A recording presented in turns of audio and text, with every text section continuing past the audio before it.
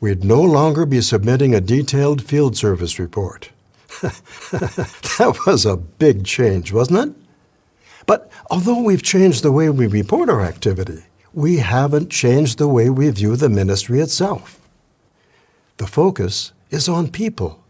We love people. Very soon now, we'll face the greatest demonstration of God's destructive power ever seen on Earth. Testimony ended in the Norway case where Watchtower has been lying in court by claiming they don't shun former members, and even when they do, it's not a big deal.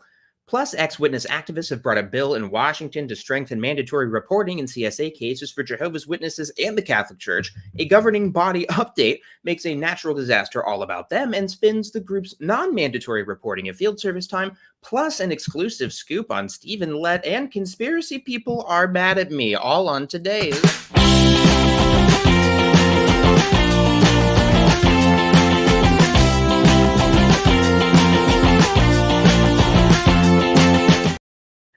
Hey everybody, welcome to the show. My name is Jake. I'm a former Jehovah's Witness and current guy talking in his little second bedroom here. Thanks for joining us. This is live, of course, unless you're watching from the far-flung future. And we've got a lot to get to today. There's been a lot of news in Watchtower world. Please do let me know how I sound, by the way. I adjusted my mic settings. So I think I sound okay, but do sound off in chat. First, some business right up top. As people are mentioning, I had a birthday. This is my third birthday as an ex-Jehovah's Witness. Really my second, because my first one, I was in the hospital, which feels like it shouldn't count. So this is the second year I was able to celebrate. Me and Christina had a... anniversary. Why was I having trouble thinking of that word? I don't know. Yeah, it is our 6th anniversary. So happy anniversary to us. You might have heard Christina singing off mic. Happy anniversary to us. Hello. Hi. Happy anniversary to us. Happy anniversary to us. I'm not singing along because I don't know this song and we didn't. I just made it up. We didn't go over this beforehand. Yeah, we had a lovely time. It was fun. Yep. We didn't do anything like major, but it was still fun. It was major, in my opinion. We went to a restaurant that we like. That is really sad that that's major. I mean, it is. We don't go out that much. All right. I don't have money for it. Well, hey, listen, not that we're begging for money or anything. No, that was... But, you know, Bye. We'll see if Super Chats will work. Bye, babe. Thanks for stopping by. And then, yeah, if you haven't seen my latest video on the main channel, it's good. I put a lot of work into it. So please check it out if you haven't already. We're close to 15,000 subscribers. And, oh, boy, I'd love to hit 15,000.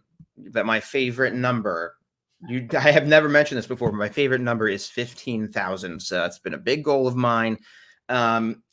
So let's get into the news. I got an interesting message last night from a PMO person in Australia who got to attend a I think it was a branch visit talk, zone visit, whatever they call it. Sorry, I got distracted because something fell in the background.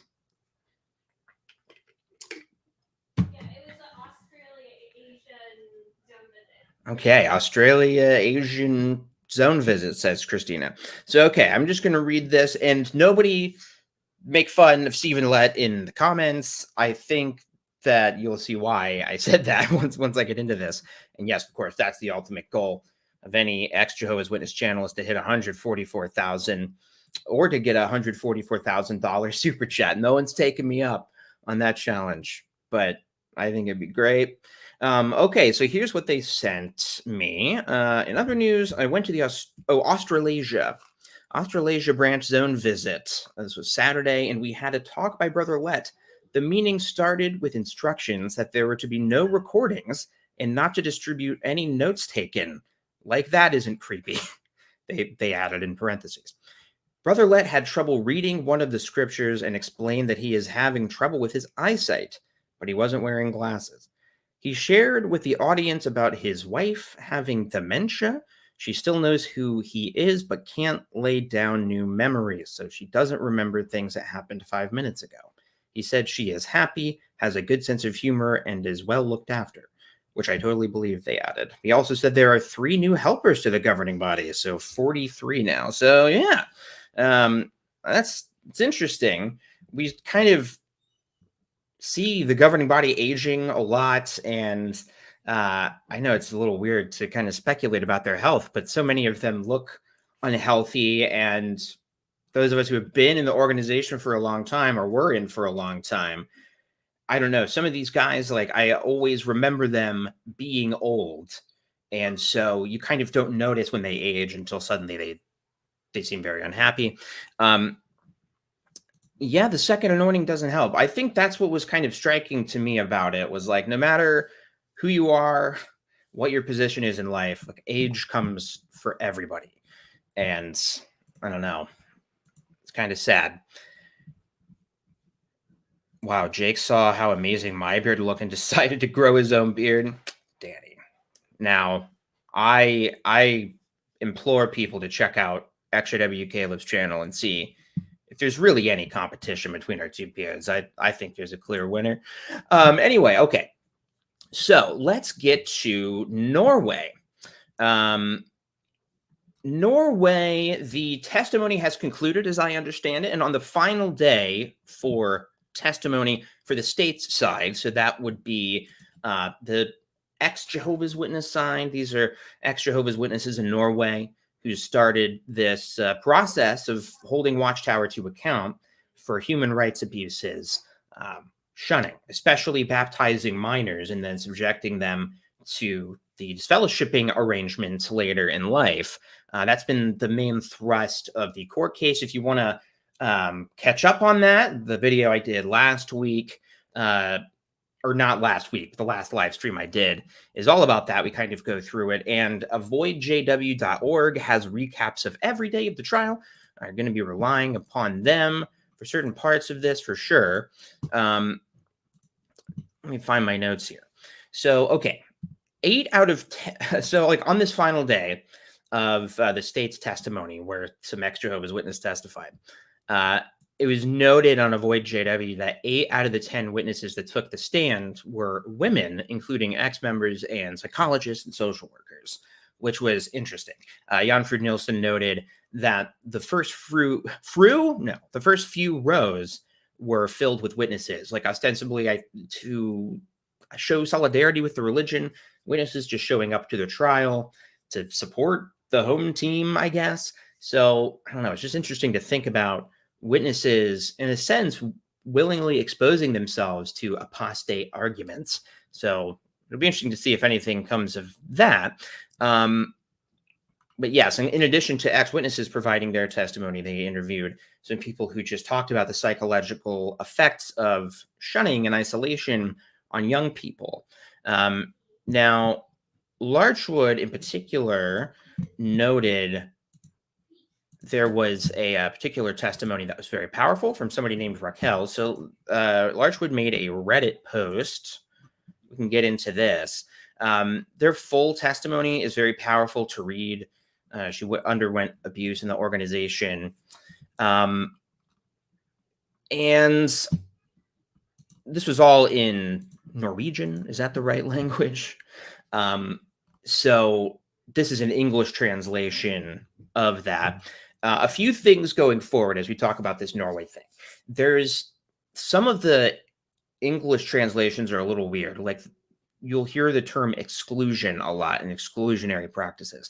I think that in English, this is synonymous with disfellowshipping or shunning. So when they say exclusion, they mean disfellowshipping.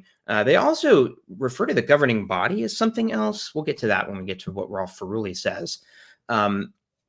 So why is this testimony important?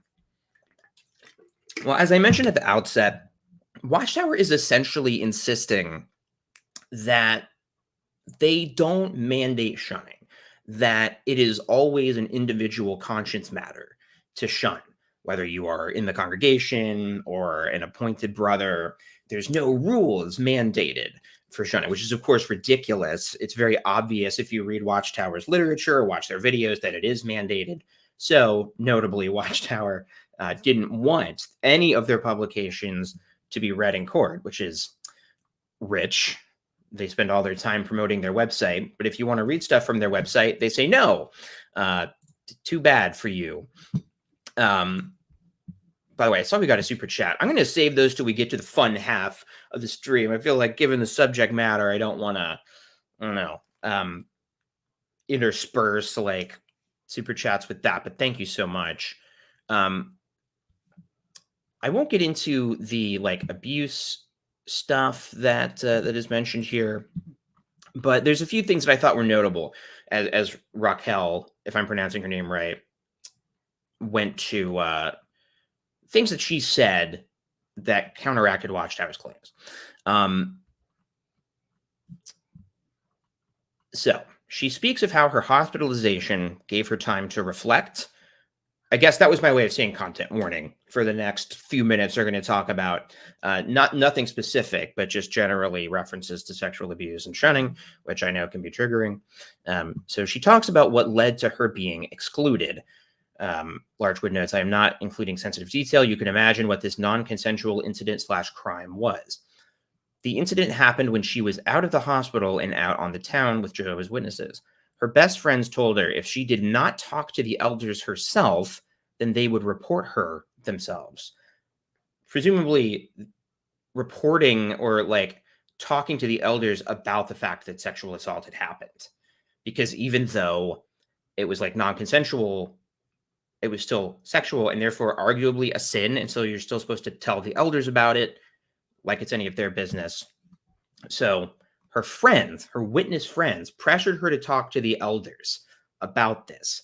I think this is really important in getting at the culture of Jehovah's Witnesses. Like any high control group, every member turns into a cop, essentially, monitoring everybody's behavior. And even though Watchtower will sometimes make gestures toward the fact that, oh, we shouldn't be nosy or getting into other people's business, a huge part of being a witness is examining other people's behavior to make sure that they are good association and to make sure that they are living up to Jehovah's standards. So even though they talk about, oh, everyone has a right to talk to the elders or not, it's not as controlling as the XJWs are making it seem.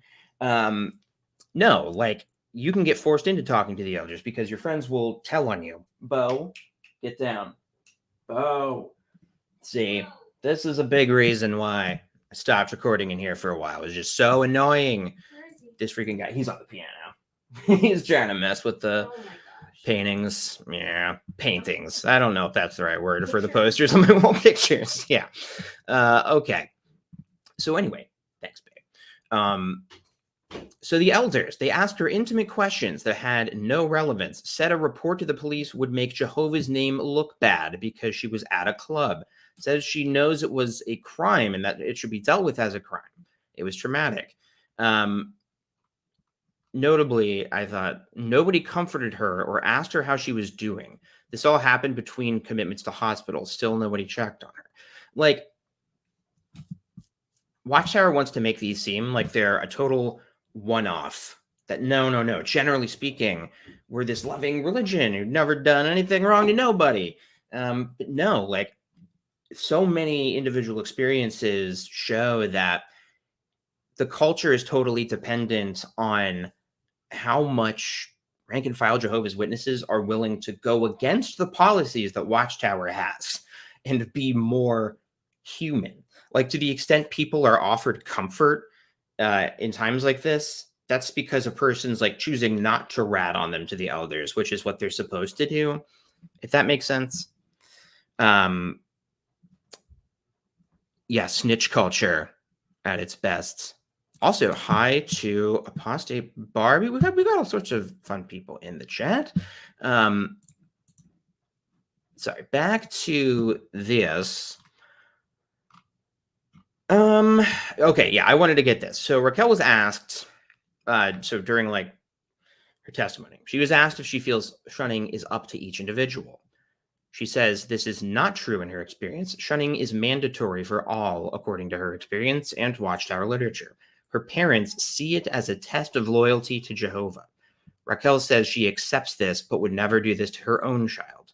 She knows her parents love her, but that their religion means more to them. So that really hit me. I mean, like, anybody who's been shunned and anybody who's been disfellowshipped knows just how awful and damaging it is, and like how the parents view themselves as victims because Satan, through us, the now ex-witnesses, they're being tested by Satan, and so it's a test of loyalty to Jehovah. I just dealt with this with my family this week. I was feeling pretty bad because even when I was a witness, some of my witness family would text me on my birthday, because they still cared that I was born. I didn't hear anything from anybody in my, fleshly family, to use creepy JW terms. And I did hear from them the next day to ask about like paying a bill. So they texted about money, and that was it. That was the necessary family contact, apparently. So that, the way that Watchtower tries to spin the shunning stuff is really disgusting. So, talking further about this, according to a summary by avoidjw.org, Watchtower's lawyer, Mr. Rysdahl, we talked about him in the last stream. Kind of looks like Mike from Breaking Bad a little bit. He looks like a real slime ball. But anyway, so this is Watchtower's lawyer, this Rysdahl guy. It rhymes with slime ball. So it's easy to remember. He reiterates that the state lacks the right or competence to interpret religious texts, considering it an abuse for them to attempt such interpretation. Rysdahl argues that the community, Watchtower Jehovah's Witnesses, should autonomously determine their actions. When the judge poses a hypothetical scenario where the community prohibits any member from leaving, Rysdahl asserts that it would be a legal violation, and in that case, it would allow for state interference. That was a quote from avoidjw.org, and it's kind of incredible because they do prohibit members from leaving. Like, if there's punishment and deterrence from any members leaving, then it's not free. It is prohibited. So it's kind of incredible that like the lawyer concedes to their hypothetical scenario, but their hypothetical scenario is kind of just reality. Anyway, to further quote Avoid JW, Rysdahl emphasizes that every action taken by a Jehovah's Witness is a personal choice between them and their God. He claims there are no universal rules. Each individual decides for themselves. According to him, baptism is a personal choice, and most Jehovah's Witnesses don't dwell on the possibility of disfellowshipping, viewing it as a rare concern. Like, what is this? A rare concern. I mean, if you're constantly under threat of being kicked out of the religion if you mess up, and since everybody's constantly policing your behavior, that pressure is there all the time. It's not an occasional concern. And yes, the Elder's Manual does say that you can be, at the very least, counseled in some like rare cases, disfellowshipped for associating with a disfellowshipped person. And I believe that this came up in the trial that we talked about last time. Somebody questioned the Watchtower's side and says, well, what about this passage in the Shepherd book where it suggests that a person can be punished? And Watchtower tried to spin it as like, well, it would only be a problem if the person suggested that the disfellowshipping arrangement was wrong.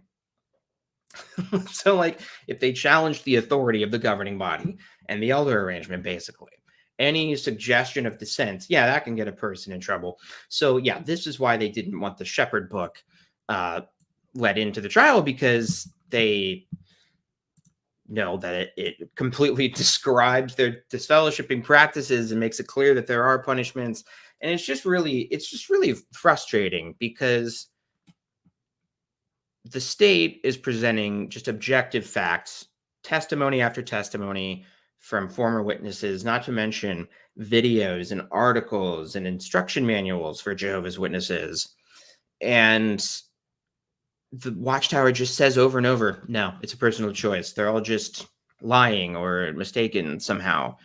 It's completely ridiculous. So one notable thing happened. So Rolf Ferruli, who we talked about last time as well. So he is kind of famous-ish, in this niche of culture in Norway, because he was a circuit overseer and a district overseer, and he's like an academic. He, I think, teaches at a university, and so he was a bigwig for Watchtower. He used his credentials to bolster their 607 teaching, for example. So there's an English translation of this, but for some reason, when I tried to pull it up on my desktop, it didn't quite work. But I have quotes here, so I just wanted to demonstrate. So this is from Rolf Ferruli's statements. This ex-circuit overseer was put on the stand. He gave testimony. And I think it's really notable because I feel like the organization pushes out the people who take it the most seriously and who most want it to improve.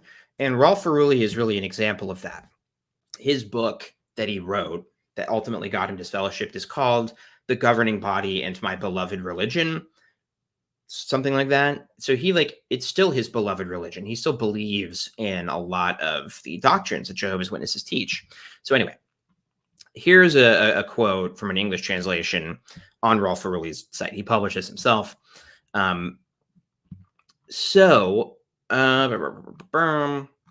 The state asked Mr. Ferruli if he, as a circuit overseer, had to ensure that the shepherd's book was being followed.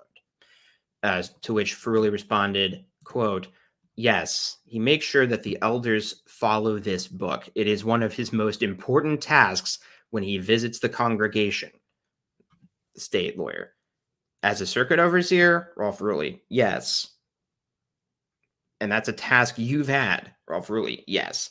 And then the book, Organized to Do Jehovah's Will. What kind of book is it? Rolf Ferruli. It is a book that all members receive, and it provides an overview of all aspects of the congregation, which should help everyone to understand what is happening around the congregation with meetings, the circuit overseer's visits, etc. And he goes on to say, you follow it to the letter as far as you can. So this helps the state's case because obviously the Organized to Do Jehovah's Will book is provided to all members, unlike the Shepherd's book, which only elders get. And the Organized book also has the disfellowshipping arrangement outlines and is very clear about how you distance yourself from disfellowship people. And I think it's particularly powerful, some of his testimony, because, like I said, he loves Jehovah's Witnesses. He did not want to be disfellowshipped. He still believes in many of the doctrines. He just wanted the group to improve. Also, side note, I have not been keeping track of chat as I've been going through this because I don't want to lose my place. Longtime viewers will know I have a tendency to get distracted and go on tangents. So the way he opens up his opening statement, they ask him why he left. And Rolf Ferruli says, "It is due to major changes that have taken place within Jehovah's Witnesses. When I joined 62 years ago, about 100% of all teachings were based on the Bible. Today, I estimate that 90% is based on the Bible." 2 bits of editorializing. This is his statement. I don't know if that's 100% true. And also, I don't know if this 90% thing is translated correctly because of things he's going to say later, but that's how it's written. What has happened is that the governing council, so governing body, but that's how he translated it. What has happened is that the governing council has removed certain teaching points and added other teaching points, and they have created 200 plus laws and regulations that all Jehovah's Witnesses must follow. Since I have taught students the languages in which the Bible was written, remember he's a professor, I know the text well, and I have seen that several decisions made by the governing council / governing body have been contrary to the Bible. This has worried me, but I haven't been able to do anything about it. Or maybe he means I hadn't been able to do anything about it. Anyway, he continues, but in 2019, a new book for elders was published, the Shepherd, the Flock of God book. And I'm assuming he means the 2019 update, since it's always the same title and they just provide new editions of it. So he continues, and when I read it, I realized I had to do something because there were many things that directly contradicted the Bible. I estimated when it came to exclusion, disfellowshipping, I estimated that if the Bible standards for exclusion had been followed, then 90% of those who were excluded would have never have been excluded. And the way the excluded are treated is a complete misunderstanding of what the Bible says. I couldn't watch this without doing something. So yeah, I don't know if he's saying like 90% is wrong, or like is he trying to say that 90% is not based on the Bible? Because that's what he says in the second half of his argument. So it seems like the translation's still not great, but I don't know. Yeah, this is really, sorry, I did glance at chat, but isn't this gross? Like, the state is just too incompetent to understand our religious texts. And like, sorry, no. There's the Shepherd, the Flock of God book is not a religious text in the way that like the Bible or the Quran is. It is very clearly just an instruction manual for policies. Anyway, so Ron Pomo on Twitter kind of linked to this Facebook post that an ex-Jehovah's Witness made. And I thought that it said something. I want to shout this person out just because it was a really good post. And they just brought up something that I thought kind of summarized the absurdity of Watchtower's argument. So this was somebody named Rachel Jackson. You can see links to it on Ron Pomo's social media. So Rachel Jackson said on Facebook, the Watchtower lawyer kept insisting that individual JW shun because they choose to, and they are exercising their personal right of religious freedom. In that case, why is there any need at all for an instruction from the governing body to shun disfellowshipped and disassociated people? If they are choosing for themselves, then that instruction is redundant. And yeah, I thought that just says it all. Like, if Watchtower doesn't make rules about disfellowshipping, then why do they have so many rules about disfellowshipping? It doesn't make any sense. And why is Watchtower trying to prevent these obvious rules from being presented in court as evidence? And then the last thing about this Norway case is that Slimeball Rysdahl has given the Jehovah's Witnesses even more bad press because this week it came out in the Norwegian papers that have been covering all this that Rysdahl has argued, Jehovah's Witnesses have argued, that if they win this case, which they always have, it seems like they're not going to, that if they win the case, the state should pay for the witnesses' legal fees. And it just so happens that Watchtower's legal expenses are 4 times higher than the state's. So they're both preparing for the same case. The state is like 4 times less. Like, Watchtower is asking for almost $500,000 US. They're asking for like over $400,000, and the state's legal fees are like $100,000, and most of the fees come from this Rysdahl guy, which is unbelievable. So this guy seems like a real disaster. I don't know why Watchtower. I don't know. Is he a Jehovah's Witness? Is he just some lawyer who sucks? I don't know. So real quick, there's not yet a ruling on this, but this is really cool. 2 people who have been on the channel before, Mitch and Marino, who you might know better as Ron Pimo and My Little Pimo. Those are their kind of online handles. They've been doing a lot of on-the-ground work to get legislation passed in Washington to tighten up their mandatory reporting laws. So this is from OPB, Washington State News. Washington lawmakers proposed bill requiring clergy to report child abuse. The bill would mandate that clergy report child abuse or neglect if they, quote, receive the information from any source other than from a confession. And I think key to this for ex-Jehovah's Witnesses, and My Little Pimo appears to be in chat, correct me if I'm wrong on this, but I think part of the wording of this bill makes it clear that judicial committees are not a confessional in the traditional sense, because there are like multiple people involved. You know, it's not a one-on-one confessional. It is this weird hearing where multiple people are there.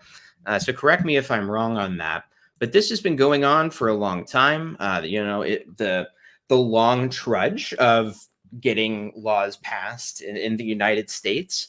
It's had to be, you know, it's been voted on and kicked down, and they've had to reword things. But I just thought I'd read a snippet of this just in case you haven't been covering it. It's really cool, and I think just shows, like, I don't know. I just make YouTube videos, and the people who are really like, I want to be more like these guys when I grow up. They're doing amazing stuff just by pressuring lawmakers to do the right thing. So it says, in response to Investigate West reporting on Jehovah's Witnesses covering up allegations of sexual assault, Washington state lawmakers introduced a bill last week that would make clergy mandatory reporters of child abuse or neglect. So Senate Bill 5280 and its companion bill in the State House would make it illegal for clergy not to report sexual abuse allegations to authorities. I don't know why I read that all in one breath, unless the information came in the form of a confession. Currently, Washington is one of a handful of states in the country that do not list clergy as mandatory reporters of child abuse or neglect at all. So it's cool that this is happening. So, okay, yes, My Little Pimo, correct. It defines confessional very narrowly as orally and only to people. And any punitive action or church discipline makes it not a confessional. That's very interesting.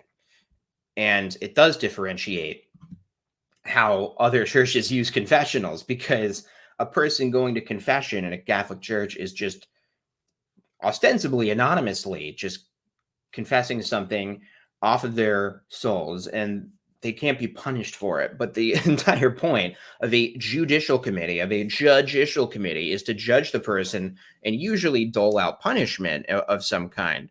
So it's pretty neat. You know, they've had to fight to get this worded correctly to ensure that Watchtower can't slip through the cracks, which they, of course, would very much like to do. So I thought that was really neat. And let's see, this isn't just for JWs. The Catholics moving their abusive priests around would also violate their legal protections. So good. Yeah. So it's also going to hold the Catholic Church to a higher standard. Not that they've ever had any issues. And I don't know. As an ex-Jehovah's Witness, it's very satisfying seeing Watchtower lumped in with the Catholics, because that's one of the tough things about waking up is you think like, well, I was part of the best religion, not like those Catholics who cover up abuse. And then you're like, oh no, we do that too.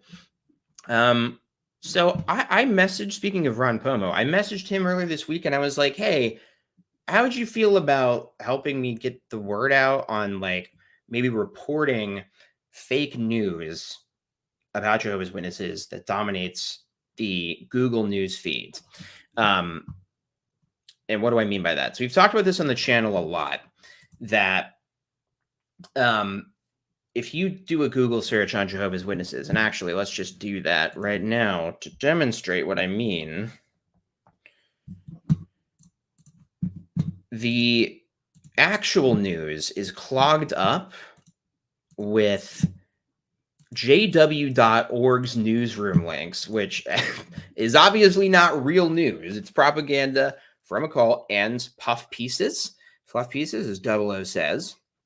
And the website Bitter Winter, which is the site run by Massimo Intervene, the head of, or at least one of the people in charge of CESNR, this lobbying group that Watchtower uses for their crap. Jake, click this link. I can't, bro. Yeah, StreamYard is not going to let me click it. But anyway, okay, so let me search for Jehovah's Witnesses. You're going to see my search results for my conspiracy video. Oh no. If I just search for Jehovah's Witnesses, though, and go to news, look. Number one result, 2024 governing body update. And that's some hot bullshit. Okay, so a fluff piece about witnesses not reporting time from November. One seemingly real article about how child abuse goes unchecked for Mormons and Jehovah's Witnesses. The Moscow Times, stuff about Russia, bitter winter. The Baptist Standard, I don't know if that's an unbiased source. Yeah. So it's all this, crap. So Ron Pomo made a little. How many of these just okay? So My Little Pomo, people in chat can click on it, but I pulled up this little video Ron Pomo made, just a screen recording of Twitter X. You can see my fake Twitter account that I've been using to track conspiracy people and My Little Pomo. Figured while I'm on there, I should follow these guys. So let's see here. So he walks through how to do this. I don't know if there's audio or not, actually. All right, here is the news feed today for January 27th. You can see a bunch of PID stories and then a whole bunch of jw.org links on the first and second page of the news feed. Now to submit feedback, we go up to the top right corner, click on the gear icon. At the bottom, click on send feedback. I like to include a screenshot. On desktop, you have to enable that in the prompts. Then I clicked on highlight or hide info just to make it clear.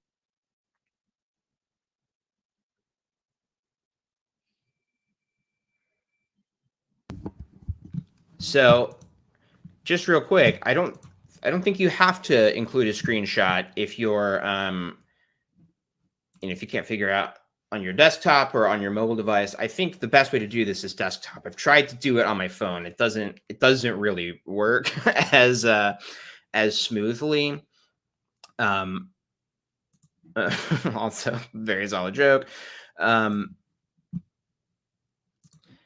Yeah, so this is important. Google News requires that all news articles have a byline/author name. JW.org articles violate that and other rules and shouldn't be allowed. Yeah, they famously don't have author names on anything they ever write. Okay, anyway, sorry, back to this little tutorial. I pasted in my prepared feedback. I should have mentioned jw.org in the. Okay, so this is good. He pasted this. So if you want to do this, and please do. Like, we've got like 173 people watching right now. And so if we all took a few minutes to do this, I've done this kind of thing before, like with Bitter Winter. And when I was messaging Ron Pomo, like he said he had done the same thing too. And like, obviously it didn't do anything because they're still there. And basically I thought, well, maybe if a lot of people do it at once, that can happen.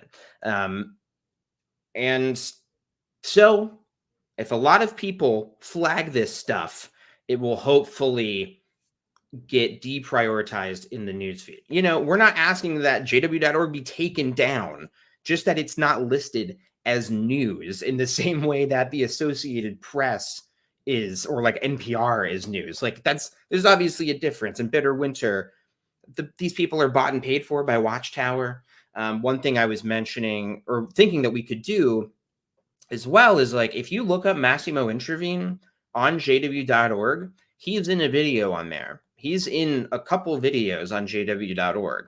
So you can use that as an example of how, like, this is not real news. Like, this guy kind of works for Jehovah's Witnesses, and here's an example of that. And so they are intentionally trying to game your news feed. But I really like what Ron Pomo said, which I'll just read out loud in case you're just listening to this, which if you are, fair warning, we're about to take a big gulp of water. So Ron says, this is propaganda directly from the website of a doomsday religious cult and should not be featured prominently in the Google newsfeed. They actively are using your platform to push down real negative news about their organization. I think that is short and sweet, and the shortest and sweetest you can get. That's great. So Feedback, but then click yes. They can email me about this and hit send. Now to do this on mobile, you take similar steps.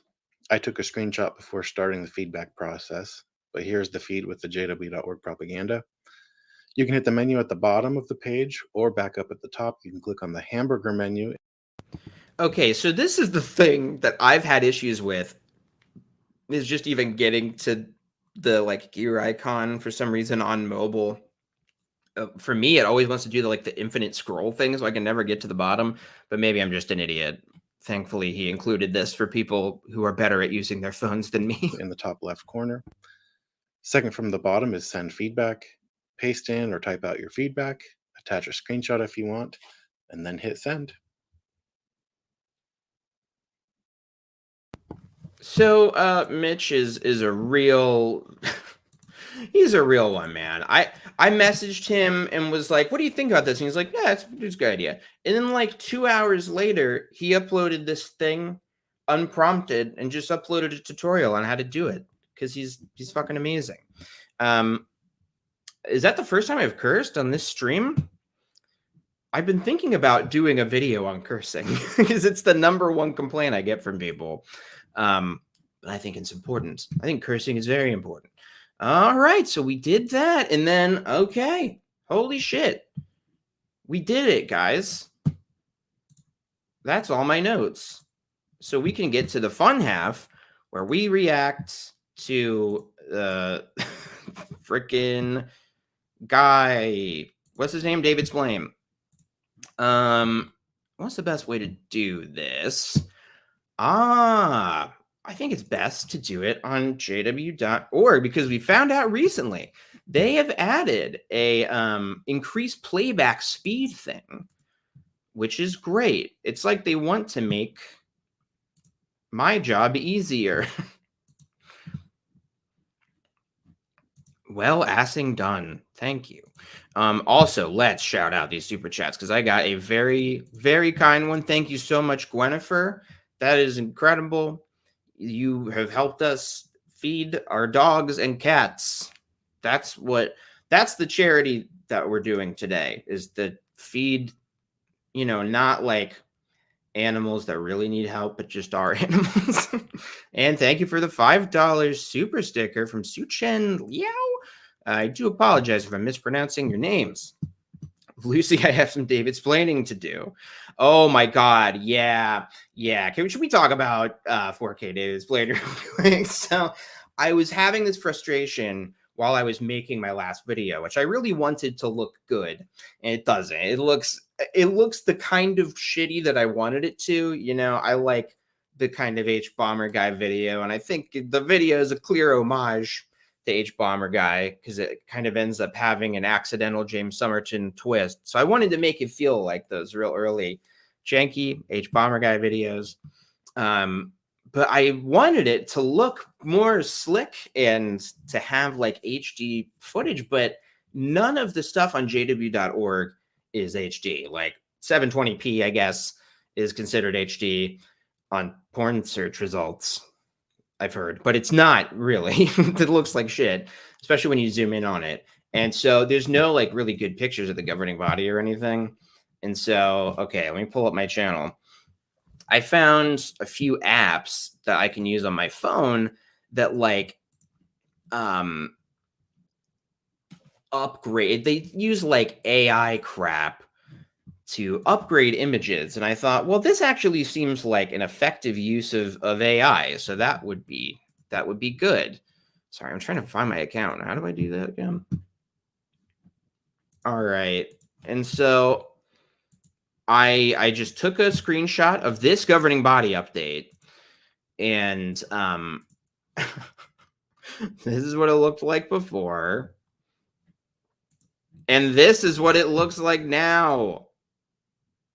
It's horrible. It's disgusting.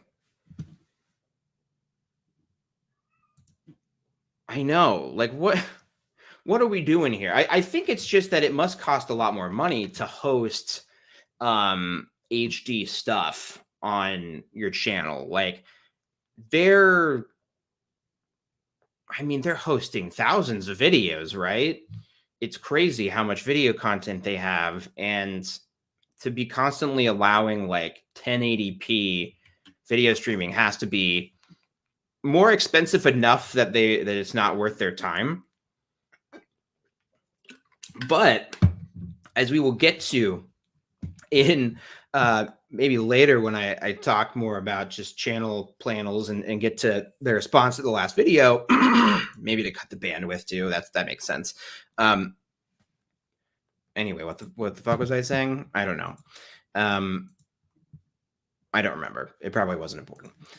Oh yeah, no, I want to talk about some churches that are competitors to Jehovah's Witnesses that have better online content than them. I think there are a lot of groups that do what Jehovah's Witnesses do, but better, I found in researching my conspiracy video. And so I'm definitely going to take a break from conspiracy stuff. I'm worn out from that. I'm going to push any kind of future conspiracy stuff till later in the year. I want to do a couple videos on weird online Adventist groups because there's a lot of them.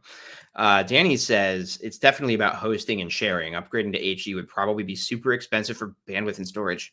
Yeah. But see, this is okay. Hot take.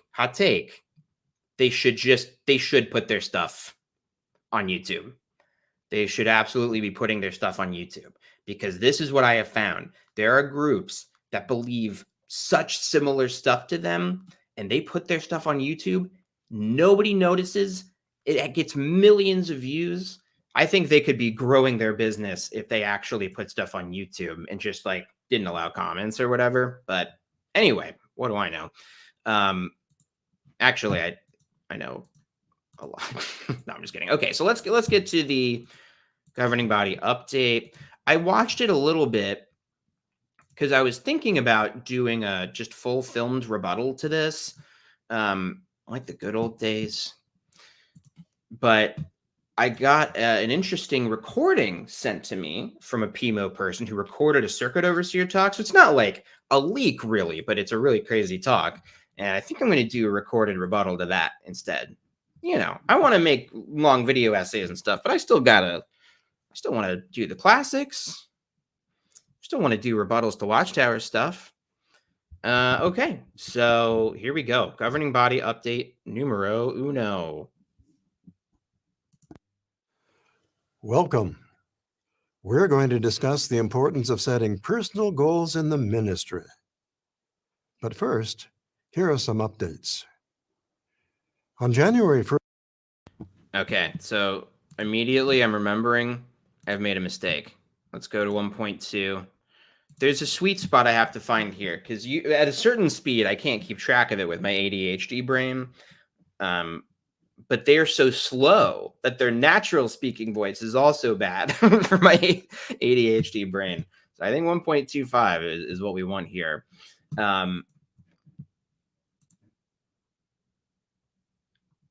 I think that's why they don't do it. But man, I don't know. It's just weird. I think like there's just evangelical YouTube spheres out there.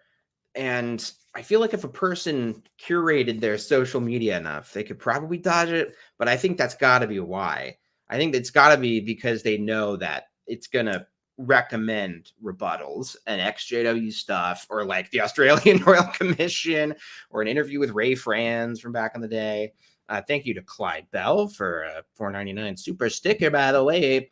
But yes, count your blessings that I was not able to figure out how to upgrade this to HD without it looking like terrifying de-aged fake Grand Moff Tarkin from Rogue One. First of this year, a magnitude 7.6 earthquake struck central Japan.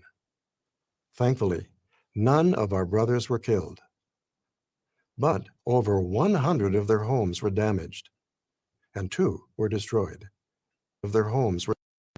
So we know where this is going.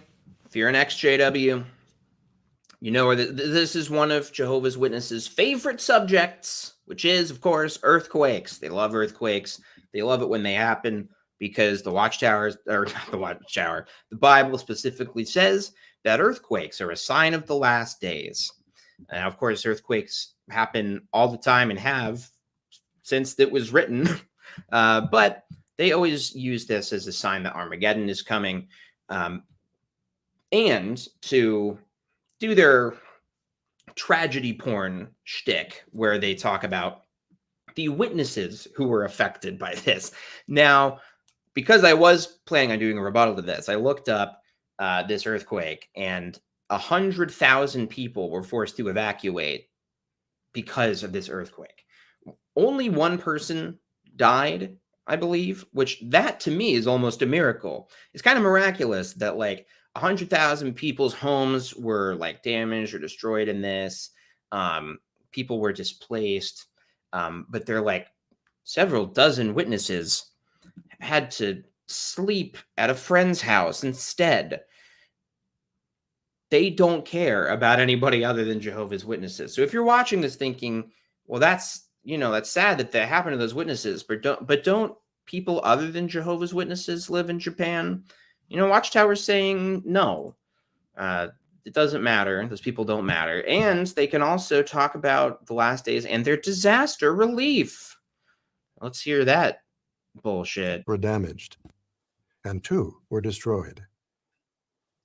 Also, 9 kingdom halls were damaged. The branch office quickly provided accommodations and other necessities for our brothers and sisters. Soon after, the branch appointed a disaster relief committee and sent branch representatives to visit our brothers in the affected areas. So their disaster relief, when they, like, in their Norway court case, they talk about, oh, we do charity, we do disaster relief. And like, no, they don't. They don't do charity. It's not charity work. It is just totally intra-communal support. They only help other Jehovah's Witnesses. And that's not a bad thing. I think it's great that they look out for their members. But that's not what the Good Samaritan parable is about. That's a parable specifically about somebody of an opposing religion helping somebody just because it was the right thing to do. And that is not what Watchtower does. Compare this to something like Food Not Bombs, which is just a secular group started to try and enact social change. They provide food and groceries to people all over the world, and they just give out free food and groceries and other provisions and support like striking workers and stuff. And they do that specifically because they just want to make solving world hunger a bigger issue. They want to try and community organize their way into solving world hunger. And they help people regardless of what their religion is. That's actually lovely. That's nice. And I brought this up to a PME and they were like, well, Jesus said to help your brothers first. Okay, but they never help anybody else second after that. If that was true, then shouldn't they still help people afterwards? Kind of gross that he says, thankfully, none of our brothers and sisters were killed, ignoring that the 246 Japanese citizens that lost their lives. I don't know if that many people died in this natural disaster. I think that there were people that died in a previous earthquake or natural disaster, because I think this was actually less severe than one they had before that ended up also bringing, is it a hurricane or a tsunami along with it, and did kill hundreds of people. But that also goes against their narrative, because that means that the natural disasters are not getting worse. They might be getting better or less severe in some instances. Maybe it's just random. That would be bad for their narrative. Within just a few days, additional relief aid was delivered to congregations in need. In the Wajima congregation, the elders couldn't account for one sister. To reach her, an elder walked for 8 hours, avoiding landslides and cracks in the ground, until he was able to confirm that she was safe. I find their wording so weird when they talk about experiences. I've got like a script written that's really long that I just haven't finished about like our Watchtower experience is true. I think I might have posted it on my Patreon if you're a subscriber. I think the script in progress is on there to read. But I think what's interesting about their experiences is that they often don't actually say what happened, but they frame it like something miraculous happened. So listen to what he actually says. Like what it actually says, the impression you're left with is that somebody walked for 8 hours until they were able to find this person who was affected by an earthquake. But what does he actually say? In the Wajima congregation, the elders couldn't account for one sister. To reach her, an elder walked for 8 hours, avoiding landslides and cracks. They weren't able to reach her. So an elder had to do something. To reach her, an elder walked for 8 hours, avoiding landslides and cracks in the ground, until he was 8 hours, avoiding landslides. To reach her, an elder walked for 8 hours. Doesn't say that he had to walk 8 hours. Doesn't say that due to the conditions he was forced to walk it. It just says he did walk 8 hours, which is weird, right? And then how does he end it? Avoiding landslides and cracks in the ground, until he was able to confirm that she was safe. Until he was able to confirm that she was safe. Like the way they word it, there's actually no connection between him walking for 8 hours and him ensuring that she was safe. Like, it sounds to me like, was there just a horrible mistake? Did he just walk for 8 hours because he thought something had happened, but it turned out that it didn't, but they still tried to spin it into them doing something good? It's weird. When you actually look at their experiences, they're very unspecific, but they're just framed to sound kind of like a miracle happened. Yes, my favorite video of all time is the Andre video where Phil from the Blue Envelope channel just realized that for some reason they used the name Andre all the time for illustrations, especially in the Young People Ask book. So he just reads every experience about somebody whose name has been changed to Andre, and I don't know why, but it's very funny. Congregations in the area, including those severely affected, have held their meetings from the very week the earthquake hit. Most of the publishers have gathered in person to encourage one another. We're praying for our brothers and sisters in Japan and in other lands affected by recent disasters. On January 1st, you know what I thought was interesting about that is, like, this is a governing body update. And he says, we're praying for our brothers and sisters in Japan. So is that him? Because sometimes we means everybody, Jehovah's Witnesses, should be doing something. But it almost is a little bit like, because this is specifically called the governing body update, it's almost like he's bragging like, hey, governing body, we've been praying for these people. Maybe that's a stretch. We're praying I don't know. for our brothers and sisters in Japan and in other lands affected by recent disasters. On January 1st, the Patterson Visitor Center officially opened for tours. Construction began in early. I might have suggested that they not juxtapose those two stories together. I didn't. Okay, so I haven't watched past this point, other than to pull some funny clip for the intro clip that I did. I didn't know that there was a video about Bethel tours that the visitor center at Patterson opened. That just seems like, when you see people whose houses are being destroyed because of earthquakes, and then you compare that to, like, but meanwhile, at our bougie facilities that we have for no reason, that are just paid for with donations, where we have unpaid workers do shit for us like slaves, we really upped the visitor center so that we can brag about how amazing our religion is when people come and take vanity tours. 2021 and was completed in September 2023. What will you experience when you come for a visit? Let's take a look. Sorry if that... The Patterson Visitor Center features 3 museums and a coin display. What? Okay. 3 museums and a coin display. I don't know what a coin display is. I'm sure he's going to explain it, but it's just very odd. There's kind of, culturally, there's a weird thing that's like, I don't know. Like, you're not supposed to go on vacations. You're not supposed to go to Disneyland. And in fact, like, in this one infamous talk, Anthony Morris is like, if you've been to Disneyland, but you haven't been to Bethel, Jehovah's going to slit your throat. I mean, he didn't say it quite like that. Sorry, he's going to explain it. That's correct. Will non-JWs be able to tour as well? It's pretty much a museum, right? I think so. Like, I think that you can just go. But yeah, I think they're pretty suspicious of people, right? Like, I remember, didn't Telltale and like Genetically Modified Skeptic go to Warwick or something, and they kind of gave him a hard time. So I don't know. I think that you probably can. It's just who would want to. Danny said he's planning on going to Warwick. That would be so fun. Or wait, Warwick or Bethel?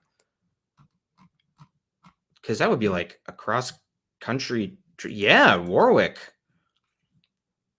Yeah, that would be sick. If you go, let me know. We'll be the Genetically Modified Skeptic and Telltale of channels that nobody cares about. The first exhibit you'll notice is entitled Defending and Legally Establishing the Good News. It presents the powerful experiences of men, women, and even school children who held to their Bible-based beliefs despite legal opposition. This exhibit shows how Jehovah's organization supported them through difficult tests. It will be very interesting to see if blood is mentioned in any of these museum pieces that are just people telling their experiences. And boy, if anybody could confirm that, that would be really interesting to know, because I'd love to go and see that in person, because blood is on my list of like one of the big video essays to make for this year. And I want to put a lot of work into it. Boy, that would be great if there was like if one of the experiences related to blood. A biblical coin gallery presents a unique display of original coins that were in circulation in the 1st century, along with their scriptural context and... Oh, remember? Okay, so a few months ago, Christina and I reacted to this leaked Anthony Morris talk that was him talking to a Gilead class. And it's just him. We compared it to like one of those Keith Raniere talks where he's just kind of vamping and saying nothing for an hour and holding court, and everyone's just laughing at all his jokes. And he brags about a 1st century Bible coin that he has. So now I wonder, did he have to give up his coin before he was kicked out? And was that the one piece they needed? And that's why he was kicked out, is to get his coin. No, that's not real. That's not a real theory. But it is notable. And by the way, I'm pretty sure it's been confirmed that the current Warwick Pimo channel is bullshit. I think somebody like took over his identity and pretends to be him, and now just puts out like kind of weird conspiracy videos. So yeah, they're no longer providing leaks. They left their Bethel facility, which it turned out was not Warwick. Anyway, that channel, I have a petty grudge against that channel because they have a video that's just like misinformation about how the governing body is changing 1914. It's totally fake. It's totally misinformation based on like a mistranslation of a Spanish talk, as if Watchtower would announce an important critical change to 1914 through some random Spanish speaking talk for a convention series. It's already ended. It's bullshit. But it has more views than my video debunking conspiracy theories. And that, don't like it. Sorry. I didn't mean to get petty. I guess I did. But it just happened, okay? It just happened, and now we all just have to live with that. significance. Another exhibit, entitled All Your Sons Will Be Taught by Jehovah, features some of the training programs and schools that have been used by Jehovah's modern-day organization to equip us as ministers and teachers. We trust it will motivate you to see additional ways that you can take advantage of the education Jehovah provides. Our feature museum is a 1st century Bible village. Now let's think about this. Because they do have members who are impoverished and starving. And in fact, they have disproportionately uneducated and lower class members, because they discourage higher education and they require their members to basically live in a state of poverty. They do this for control so that people are reliant on the organization. Somebody just said, this looks super expensive. And yes, it absolutely does. So they could have fed people with this money. This is a Christian organization now. They could have fed people, fed the hungry. They could have provided housing. They could have provided some kind of practical help for people actually in need, maybe expand their currently kind of fake disaster relief that only applies to Jehovah's Witnesses. They could have expanded that to just include everyone, and that would have been amazing.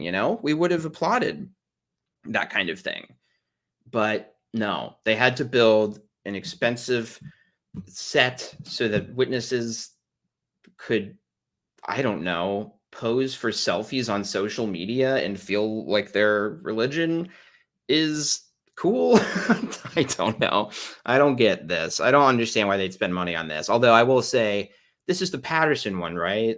I did a tour of Patterson before I woke up, a couple years before, or no, quite a while before, because it was a couple years before I got married that I did that.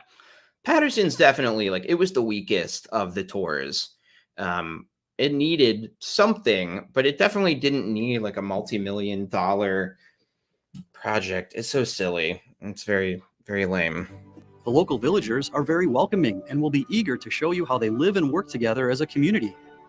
You'll see firsthand what life was like when Jesus walked the earth. You'll walk through agricultural areas, a marketplace, residences, a synagogue, and even by the seashore. No doubt. She sells seashells by the seashore. I guess, in their defense, they might just be repurposing old sets that they built for dramas that they're like, I guess other than throwing these away, we could just put them here. And then if we ever need them again, we can just film in the Patterson Museum. Very weird. It's why they make so many videos. They're hoping JWs will contribute to support it. Villainy of the Year had a good talk. Well, that's, yes, join in Milgrain to feed the Bethel family. This is what I wanted. Okay, this is part of the business model. They don't charge for admission. They have contribution boxes. Some green handshakes are a lot of money. This museum will pay for itself very quickly. Oh, for sure. And Jenny Bloom, good point. Real museums require their tour guides and employees to have an education and background in their history to ensure accuracy. Bethel has costumes. Yeah, and that's true. They spend money on this stuff to appeal to the JWs who do have money for vacations. And they're like, hey, wait a minute. Instead of blowing $5,000 on Disneyland, give us that $5,000. We'll build more sets for you and your kids to pose in for social media. These new museums will enhance your appreciation for the Bible and for what Jehovah is accomplishing through his... Whoa. So they have a historical society? Where a guy teaches you how to make first century bread or something? That's wild. Because we have, I think most states have a historical society that was oh, here's how we tanned leather and made newspapers, and here's an old timey village. But so they have, or if you go on a tour of a bourbon factory, they'll have people there that are here's how they made bourbon during Prohibition. But this is a guy with spirit gum on his face and a fake beard, or maybe real now that it's allowed, just showing you rolling dough. Weird. Organization today, for the Bible and for what Jehovah is accomplishing through his organization today. We welcome all who are able to come and see the new Patterson Visitor Center.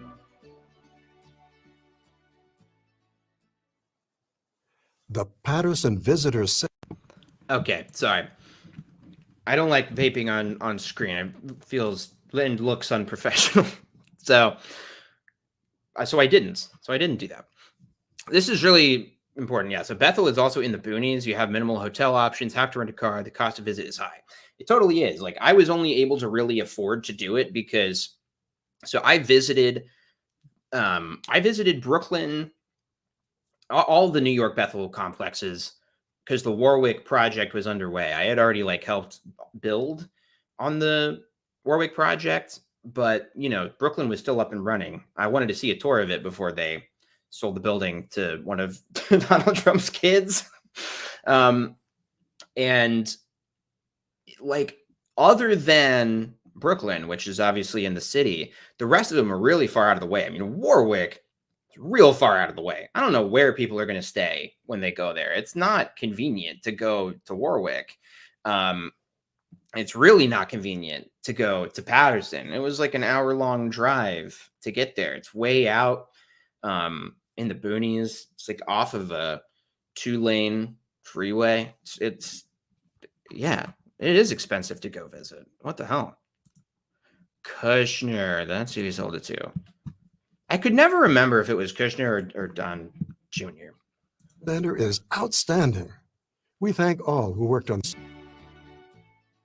I want to hear this again.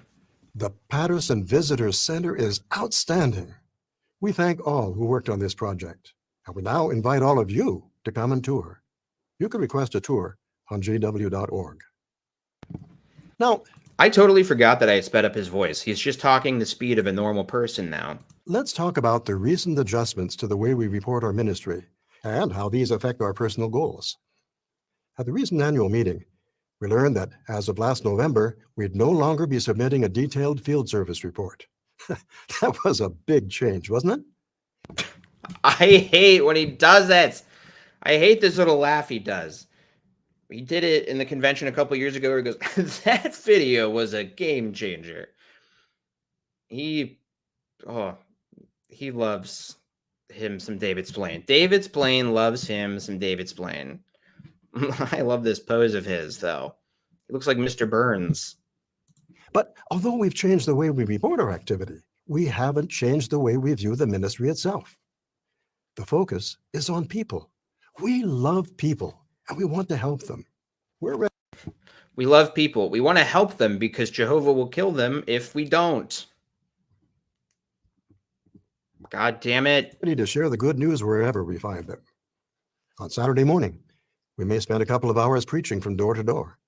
Then we go grocery shopping. Are we off the clock, so to speak, because we're no longer in the formal preaching work? We don't look at it that way. Yeah. So this is very intriguing. They got rid of the mandatory reporting. Watchtower's favorite thing to do is to get around mandatory reporting. So this change was inevitable. But no, back in my day, kids, you had to fill out a report for service time. You had to count how many hours you worked in the ministry or how many hours you spent in the ministry. They would never call it worked because then they would have to pay you. And now you don't have to do that. You don't have to report hours. Some have speculated that they don't want you to report hours because they don't want to get in a position where, I don't know, like antitrust laws come down or something and make them realize that they're not paying for labor. I don't know how antitrust laws work. I don't know why I threw out that term like I understood it. I don't. But yes, so now he's trying to do damage control. Although surely they saw this kind of damage coming. It's also been speculated that this had something to do with Anthony Morris being unceremoniously removed and then never spoken of again, because this was a huge change. And this announcement seemed so out of nowhere, but it kind of makes sense if it was something they had wanted to do for a while, but needed to, I don't know, vote Anthony Morris off the island first. When we're at the grocery store, we're still on the lookout for people we can share the good news with. We may be able to talk to someone standing next to us in a long checkout line, or perhaps with the clerk who processes our order. We can keep it simple. After exchanging a few friendly words, we might pull out a contact card and simply say, "This is a website I think you'd enjoy. It has interesting articles in more than 1,000 languages." It's just an interesting website that I think you would enjoy. Are they just not supposed to mention that it's a religious website where Christian zealots try and rope you into a doomsday cult? That's not part of the pitch? Or, after a few appropriate comments, you might offer a tract. If time permits, and the person is After a few appropriate comments. I don't even understand what that means. posting articles in more than 1,000 languages. Or, after a few appropriate comments, you might offer a tract. If time permits and the person is receptive, we can say more. The same principle can apply when we're waiting at a doctor's office, an airport, shopping, or on Sorry, I should have let him finish. I'm gonna let him finish. and the person is receptive, we can say more. The same principle can apply when we're waiting at a doctor's office, an airport, shopping, or on public transportation. Here's an idea. Why not have a small supply of Okay, here's an idea is his catchphrase, apparently. I remember not fondly, him saying, I have an idea. Here's an idea.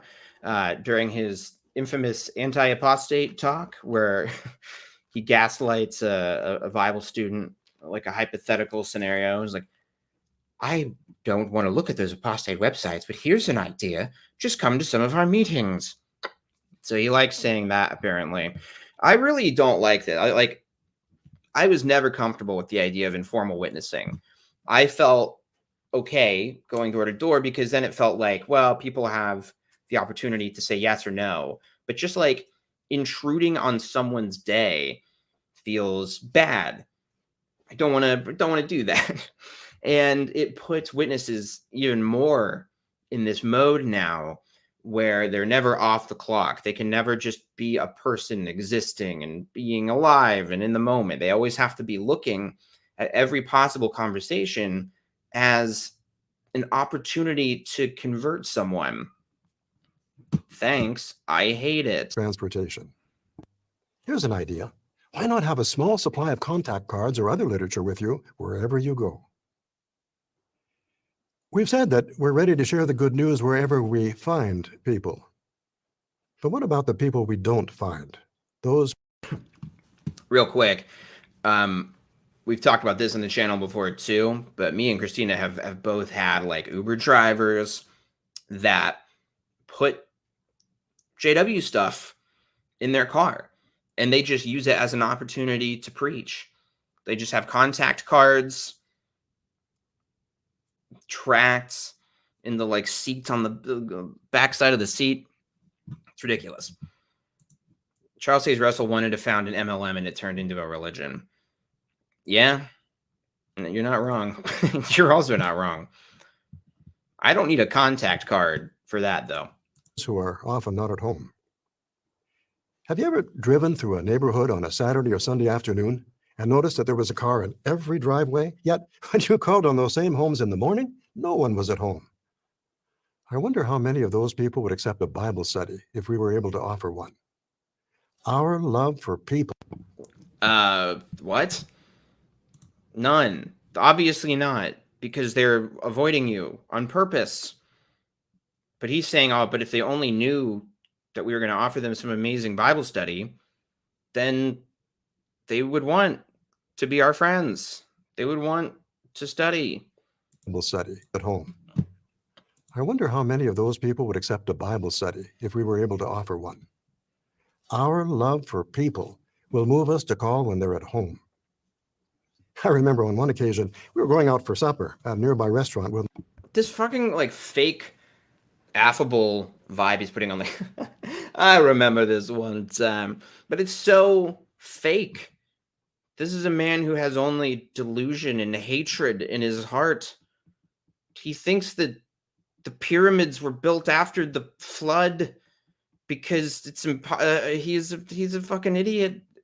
He's a anti-Semitic, homophobic piece of shit. This guy, I hate this guy. He's so blatantly smarmy and fake. And you know, I like to keep it smarmy and real. So I don't like it when I see fellow smarmers out there using their powers for evil.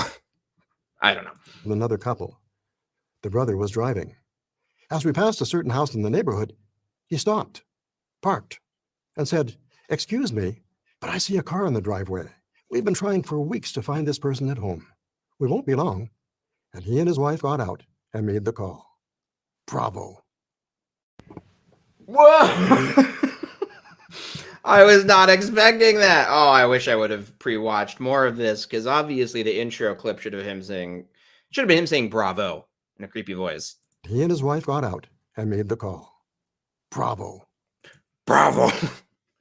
Bravo. And then I could have done the Johnny Bravo theme or something. Oh, man. I hate this. I mean, this is gross. If somebody did this, shit, I should include this in the Extra W horror story that I'm writing, because that service plays a big part in it, and this is very creepy. We've been trying for weeks to find this person at home. We won't be long. And he and his wife got out and made the call. Bravo. No, not Bravo. Novo. Don't do this to people. It's very creepy. Were you ever out in service, anybody watching this, with people who were like too stalkery, who were like, they would put their foot in the door if somebody tried to slam it, or they would like just approach people who were just trying to like do yard work or wash their car? I hate that stuff. Damn it. No, it's fine. It's now in the free market of ideas. He is the worst. I always thought Splane was a creep, and that just, yeah, that's the thing, is he was the guy who I had the most trouble with as a witness. I just was always like, he seems slimy. I don't like the way he talks to people. And so when you wake up, I think part of the frustration is you're like, God damn it, some part of me was telling me that this guy was a creep, and I just didn't listen to it. I suppressed it. Why was I not listening to this huge red flag waving in my face? Another area where diligence is needed involves following up on interest. A person doing cart work has a conversation with an interested person who requests a visit. That person lives in your territory, and you agree to make the call. Saturday morning, you knock on the door, and what happens? You know the answer. The person isn't at home. Are we going to throw up our hands and say, well, I tried? Not at all. That person showed interest, and we're going to keep calling back at different times until we contact him. This is very interesting. So I want to shout out Ex-Witness Awake. I don't know if they're still in chat, but they were earlier. And check out my interview on his channel. We had a nice chat about like mental health issues after leaving. It's more lighthearted than it sounds by me saying that. He's kind of starting this little trend on TikTok that's really great. Just trying to spread awareness of do not calls, because some people are suggesting that like people, just the public, finding out that they can be a do not call on a territory is really, I mean, it's making trouble for Watchtower. A lot of people don't want to be stalked and harassed by religious weirdos who want to convert them to their religion, but they just feel this need to be polite. Or the person changed their mind and is now in hiding. Yeah, I mean, do they not realize that the first thing the person's going to do is like Google Jehovah's Witnesses or look them up on Wikipedia and suddenly be like, uh-oh. It's crazy that Splane thinks people are not going to be half-assing service with the time change. Oh, they know. They know. I think they just have to pretend like they care. But I like the idea of just raising awareness that like, hey, witnesses will not call on you if you say that you're a do not call. But I think maybe I'll make a little video that's like adds to that. I don't think a lot of people know how weirdly stalkerish the ministry is, and how like if you hide in your house and just don't answer, they'll come back another time and just keep trying until they get you. And I think that's really unsettling for people. It's really not appropriate to stalk people just because they were polite to you and took your little tract. It's very odd. So I don't know. It might be worth doing. Although we no longer fill out a detailed field service report, we can still set personal goals for ourselves. Some worthwhile goals might be listening more carefully when the householder is speaking, or showing more personal interest. I haven't talked about it, but he has the most. Something happens to his head. He was butchered. It's completely uneven.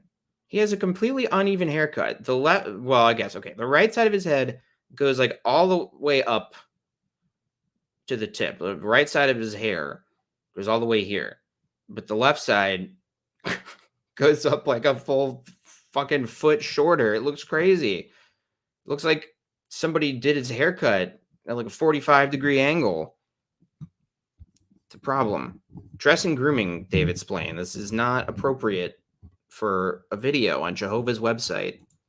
Another goal might be to cover our territory more thoroughly.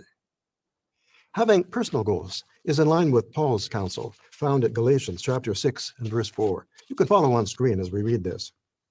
Paul wrote, "But let each one examine his own actions, and then he will have cause for rejoicing in regard to himself alone, and not in comparison with the other person." Personal goals can give us the motivation we I don't disagree with this, but I think that you know, if you're a guy who's constantly getting on people about having appropriate hair length and beard length and skirt length and suit tightness, cleavage visibility, I think it's on you that if you have a weird hairline, and I do have a weird hairline, my hairline goes in like 9 different directions. You gotta account for that, big fella. You gotta even that out. I don't care how high up your hair is capable of going on that side. If the other side only goes up that high, that's on you to even it out. It's more crooked than the pictures on my wall. need to get out in this all-important work. Let's hear how some of our brothers and sisters feel about the recent adjustments and what they're doing to expand their share. Thanks to This'll be good. They're going to somehow try and magically turn this into actually witnesses are going out in service even more now. They're even more active in the ministry now that we told them that they don't have to count time. these adjustments, I can now enjoy my ministry and making disciples even more. And honestly, I love it. I feel like the new adjustment to reporting hours has really helped me because I'm not so worried about starting my time and ending my time. I feel like I'm in the ministry all the time. Well, the first thing is I completely changed my schedule. So I'm going out when people are out there. Previously in the ministry, I expected people to listen to me, but now I want to listen to them. None of these are even adjustments. It's just people saying things. You were always supposed to listen to the householder. I've been preaching since I was in a stroller. Can't fool me, guy with glasses I want. I really need new glasses. Donate to my Warby Parker fund. No, that's on me. I have my prescription and everything. I just need to do it. It doesn't matter how many publications I leave with people. Now I see the importance of taking every opportunity to talk to people with the goal of making disciples. You know, I hadn't thought about this shift in focus towards informal witnessing actually doing more damage to Jehovah's Witnesses, like social development, because it's almost like they're focusing on it so much more. And like this guy saying, like taking every opportunity, they've always said that stuff. Like informal witnessing has always been a thing, but it's clear that they're making this more of a focus as the door-to-door work is clearly less effective. People know to avoid them or to be do not calls or whatever. So the carts allowed them to keep their members busy. And somebody in chat noted that's really more of what it is. It's the ministry is more of a way of isolating them from society. And this is kind of like that too. Like just in every tiny interaction, you're supposed to be informal witnessing. I don't know. I guess maybe I'm falling into their own propaganda because it's not really new light.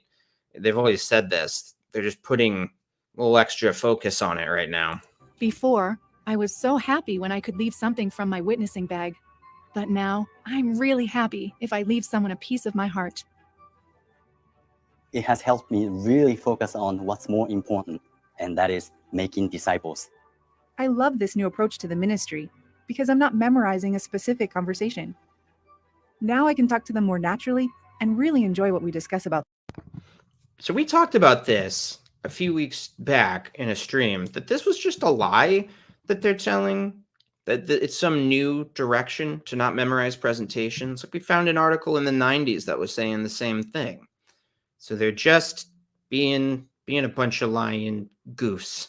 By the way, that reminds me, if you have any video editing skills, send me and would be interested in helping with the channel, send me an email with your not resume, but I don't know, just what you're comfortable editing or something. I want to be able to post like clips on TikTok and YouTube Shorts. I just never have time to do it. So if you're interested in helping me out with something like that, obviously I'll pay you, but yeah, shoot me an email. Let me know. Of the Bible. Our activity isn't defined by what we might call quantities, but rather it's motivated by the love we have for people. We've noticed that the brothers and sisters in the circuit are Wait, really I missed excited about this. this adjusted approach to our ministry. Defined by what we might call I can talk to them more naturally and really enjoy what we discuss about the Bible. our activity. I missed the piece of heart discussion. I don't know what that means. It isn't defined by what we might call quantities, but rather it's motivated by the love we have for people. We've noticed that the brothers and sisters in the circuit are really excited about this adjusted approach to our ministry. Before it was more structured, a topic, then a scripture, now it's a conversation. It's tricking people into thinking that they're having a conversation. That's all you're doing. Oh, the woman and man in the winter area.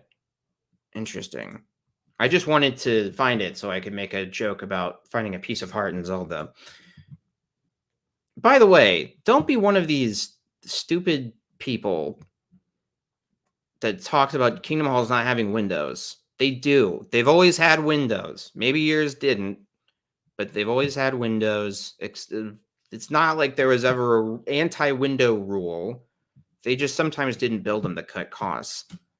But my hall, ever since I was a kid, had windows, and it was like built in the 70s. I still get people, especially people who are trying to bolster their conspiracy theories. Like, why do you think that they don't have windows on their halls? I'm like, they do, idiot. I used to be worried about what I would say and how I would bring the conversation to the Bible.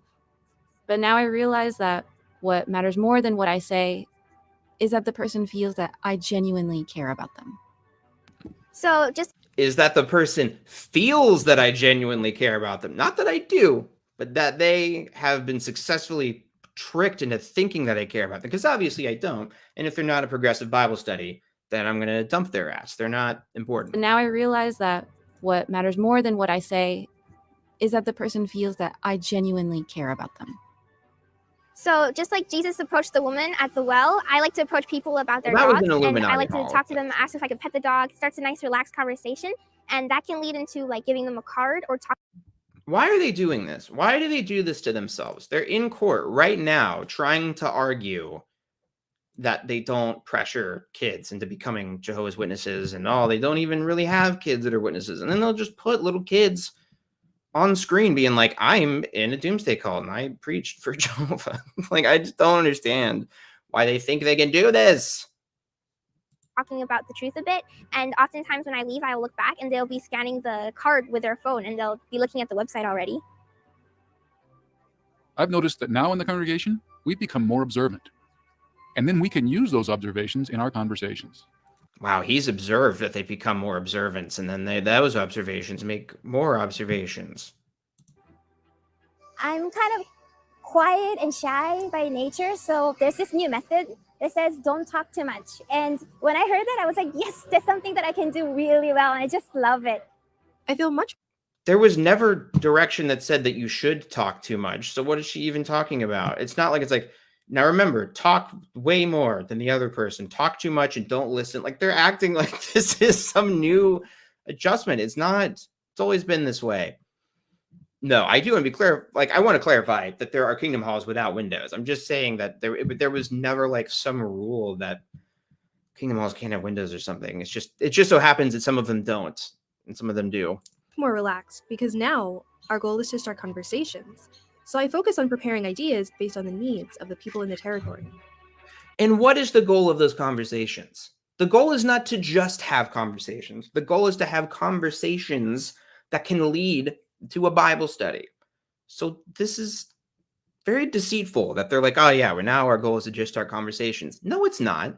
Because then you wouldn't need to have a whole video about why you need to do that, because people would just be having conversations. People already have conversations with strangers and their neighbors all the time. You only have to be directed to have conversations that are manufactured to direct someone to study the Bible with Jehovah's Witnesses. I feel really excited by the adjustment and the preaching work because it's encouraging us to engage in different forms of the ministry, such as informal. And while these don't come naturally to me, I feel very supported by Jehovah and its organization to try these different avenues and to really pursue my goal of regular pioneering. Well, it's definitely made us. This is a good point. Like, none of this is like, because we no longer report hours, X, Y, and Z has happened. It's all just like, I'm still having nice ministry experiences, so don't stop being in the ministry. Yeah, exactly. Like, it's the same shit. I don't know why. It's so weird. It's just a way of making it seem like the organization's making progress when it's literally the same thing that they've always said. And all they're doing is presenting it as if it's new, but it isn't. Jake, did you feel like you could actually convince people when you were in? Oh, that's a good question.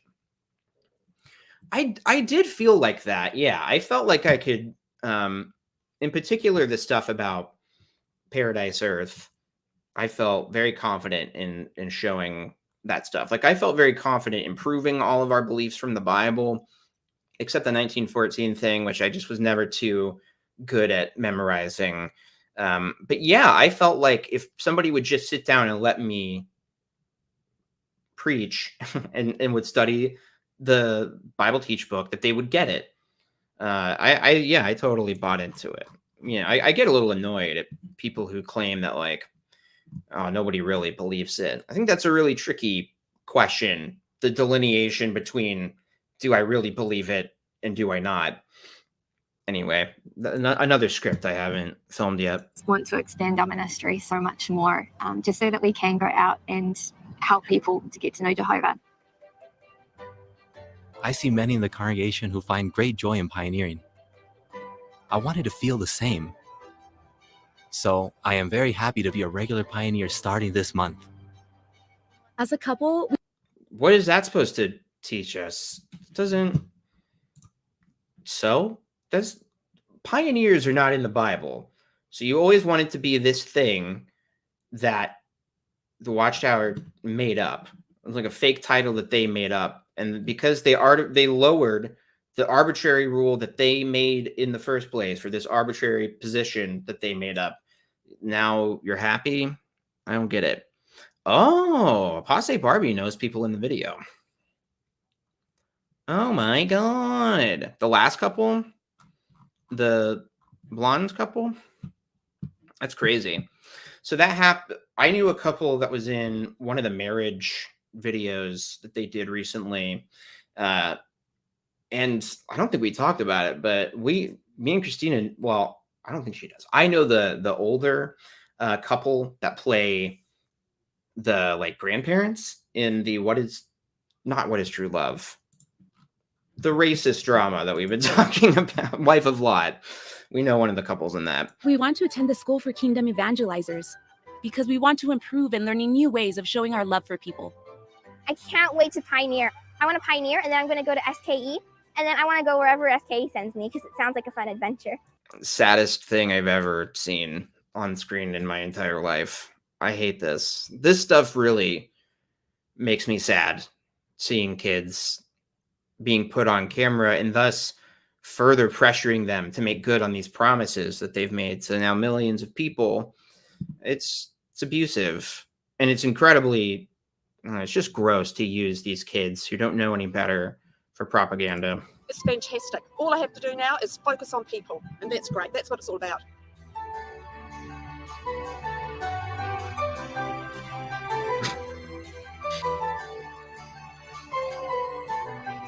School for Kingdom Evangelizers. Oops.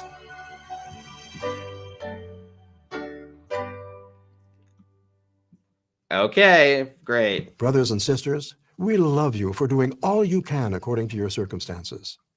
Jesus said, as found at John 14:15, if you love me, you will observe my commandments. We love our master, and we love people. So our master. If you want to serve a master, you're weird. That's fucked. You know, using this slavery language in the Bible is really disturbing. And it's like, well, if you really love Jehovah, You'll do everything we tell you to do. Forever and ever and ever. My commandments. We love our master and we love people. So we gladly obey Jesus' command to his disciples. As you go, preach. From the world headquarters of Jehovah's Witnesses, this is JW Broadcasting. Why do they keep saying that when it isn't JW Broadcasting? This is a governing body update. Don't lie to me, Splane. Sick of your shit. Okay. We did it. We went over the governing body updates. I was thinking about doing some responses to comments from my latest video, but I don't know. We've already been going for an hour and 40 minutes. I don't know if there's any interest in that at all. I guess I did just want to address a couple things, but I also really have to pee, so I don't want to spend too much time on it. All right, let's pull up this video. Hey, I'm live right now, and there's 244 people watching. That's cool.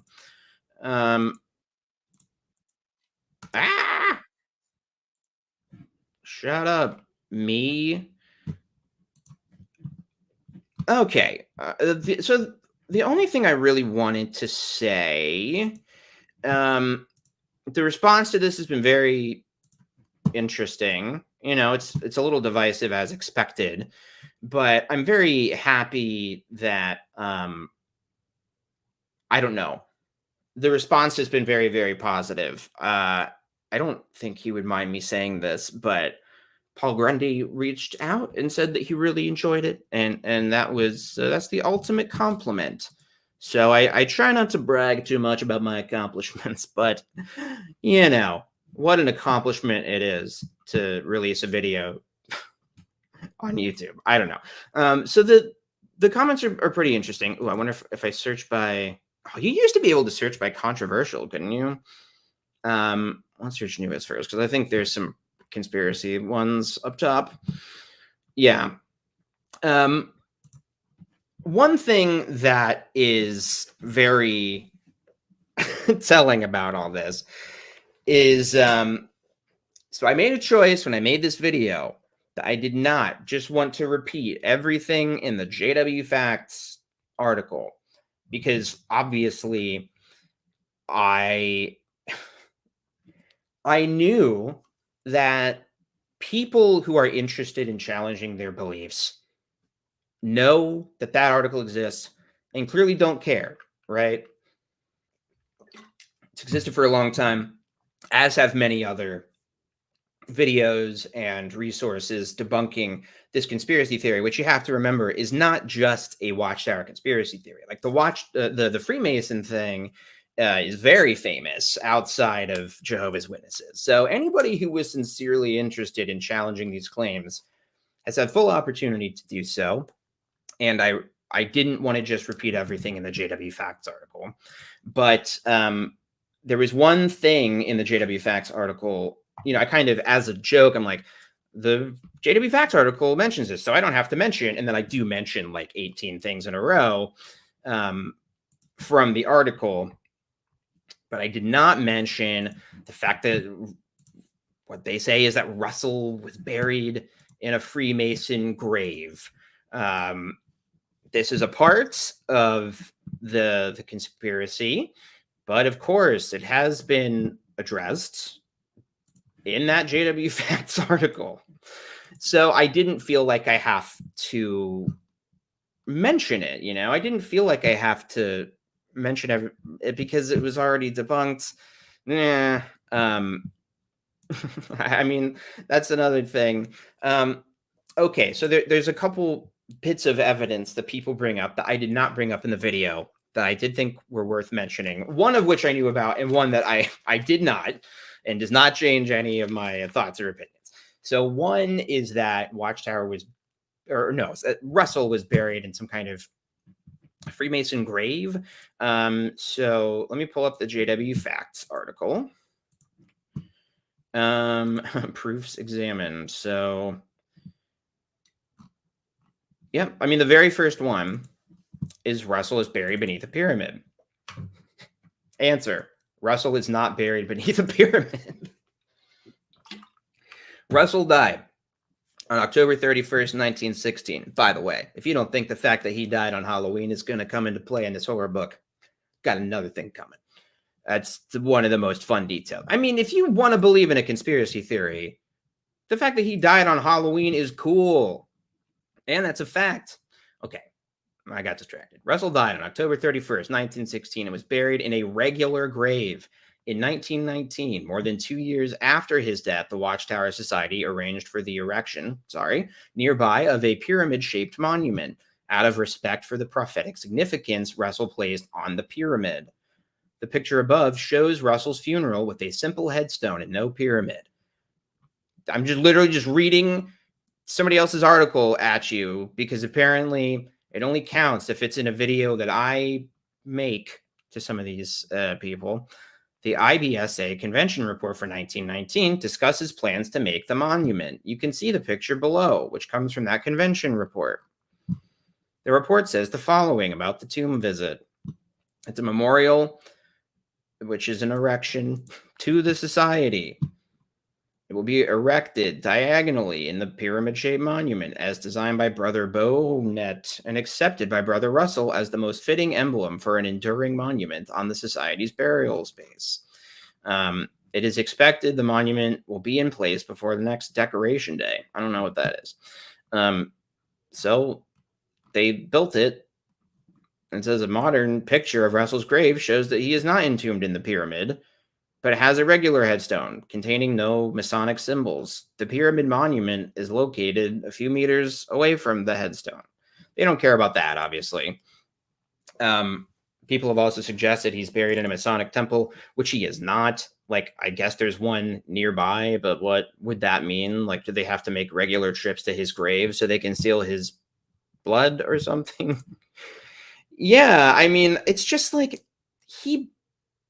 listen, the pyramids, the culture of ancient Egypt is important to the Bible. So the pyramids were important to a lot of these biblical literalists who wanted to somehow incorporate, real world things to prove that the Bible is real. So he liked pyramids for a million reasons. And I absolutely think and say in the video that he was very inspired by Masonic symbols and ideas. I think that he liked it. He liked this stuff and just thought, hey, I'll steal that for my movement. I even talk about how the pyramid thing was not his idea. It was like everything else, some teaching he stole from somebody else. And, some of the people he stole from were Masons. But to me, that doesn't really mean that he was a Mason. For people who are hung up on this point, the reason why I think it's important to refute this is because people think that the Masons are involved in this grand anti-Semitic conspiracy theory. They can dismiss that shit all they want. They're not fooling me. I study this stuff religiously. I know what the Freemason conspiracy is about. And it's not just about, the Freemasons are weird and creepy and up to something. It all relates to this anti-Semitic conspiracy theory, which, by the way, check out the Watchtower History channel. They've got some really great videos on anti-Semitism in Rutherford's teachings. Rude. I know. So anyway, there's not really any good evidence. So okay, yes, there was a pyramid near his grave that was built after he died by Watchtower themselves, and then it was later removed. And also people who were like, but the Mason Center was nearby. And like, well, it was built there in 1996. So I don't know, almost 100 years after he died. Paul Gurney pulls up satellite images. I don't know. And this shit, which of course I read from this script. I read from this speech where Russell says he was not a Freemason. So this is the supposed proof that Russell gave a speech where he said he was a Mason, right? People like to bring this up because they can take it out of context. They can take this part where he says, like, he basically says, I am a Mason. I am a free and accepted Mason, if I may carry the matter to its full length, because that is what our Masonic brethren like to tell us, that they are free and accepted Masons. That is their style of putting it. Now I am a free and accepted Mason. I trust we all are, but not just after the style of our Masonic brethren. We have no quarrel with them. I am not going to say a word against Freemasons. In fact, some of my very dear friends are Masons, and I can appreciate that there are certain very precious truths that are held in part by our Masonic friends. What he is doing is what Paul did and what Russell often did, cited in 1 Corinthians, where Paul said, and so to the Jews I became as a Jew, that I might gain Jews. To those under law I became as under law, though I myself am not under law. So Russell was using this rhetorical tactic in this talk. And so that there is no confusion, he ends it by saying this: I am a Freemason. Oh, no, sorry. I read that part already. Although I have never been a Mason, many Masons shake hands with me and give me what I know is their grip. They don't know me from a Mason. Something I do seems to be the same as Masons do. I don't know what it is, but they often give me all kinds of grips and I give them back. Then I tell them I don't know anything about it except just a few grips that have come to me naturally. Paul says, when one reads the entire speech in its context, it's clear that Russell gave no evidence of being a Mason and rather directly denied being one. And so he was just using a rhetorical, the conspiracy itself is anti-Semitic. They think that the secret society are secret Jewish people controlling the world. That's what they think the Illuminati is. And so that's why Fritz Springmeier, who's one of these conspiracy theorists who really gets into this, he specifically mentions like, oh, Russell may be a secret Jewish person. He got money from the Rothschilds, which is another anti-Semitic conspiracy theory. And so that's the root of all of this. And there's a very good book by a Jewish scholar. I think it's called The Original Conspiracy Theory, and it's about the anti-Semitic roots of conspiracy theories. There's a modern book that's quite good. It's called, I think it's called like Jewish Space Lasers and the Rothschilds. And it gets into all this stuff. You know, conspiracy theorists like to pretend like they have this secret knowledge that no one else knows about. And all people are just too afraid to confront it. And no, people do confront it, and conspiracy theorists just don't care. It's the same thing Jehovah's Witnesses do. Anyway, so I just wanted to get into that because people were like, oh, he didn't even talk about the pyramid grave. I'm like, no, I didn't, because the video, when you watch it, obviously more about me going down the rabbit hole, this Fritz Springmeier guy, and about people being funneled into a different cult after leaving one cult, because that's something that happens. So yeah, I know I'm not winning any more friends by getting into this stuff anymore, and I do plan on taking a break from this stuff on the channel.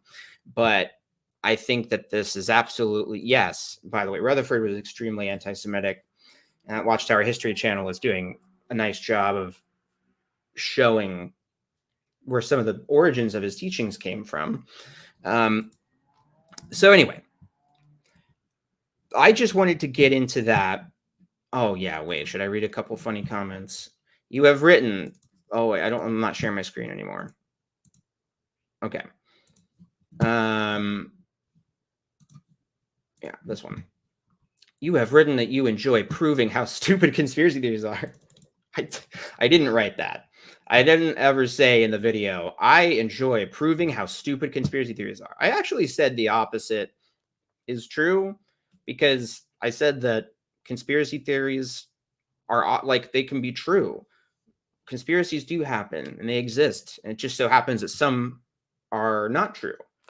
And that's what I cared about debunking. I believe you've even said that's how you woke up from the JW cult. True, I did wake up in part because I researched conspiracy theories. Hey, are we taking a little peach break?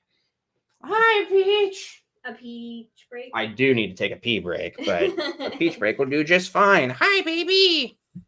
We're talking about funny comments from this video. Oh, yes. Christina's a comment warrior. I have actually asked that she not do this, but she does it anyway. I can't Because she's a hero. She gets so nervous about the screen. Nervous Purvis. She is a nervous Purvis. Well, I'm feeling shitty because I gotta pee and I haven't eaten in hours. So Oh my. okay, I want to read the rest of this comment and then I'll fuck off.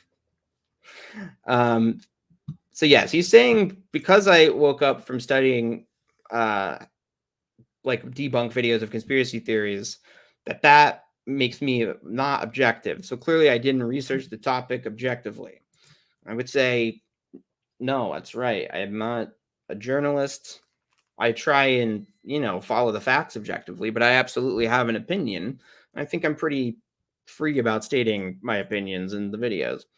You spend more time making fun of Fritz and those that believe in conspiracies as people who just want to feel special with secret knowledge that you didn't mention the many reasons why those people believe in them. What? I did do that. I did explain why people believe in it, why it's wrong. And I do think I made fun of Fritz quite a bit. I don't think I made fun of other people. Okay, I made fun of Rick a little bit. I would say I was more critical of Rick's approach, more so than I was making fun.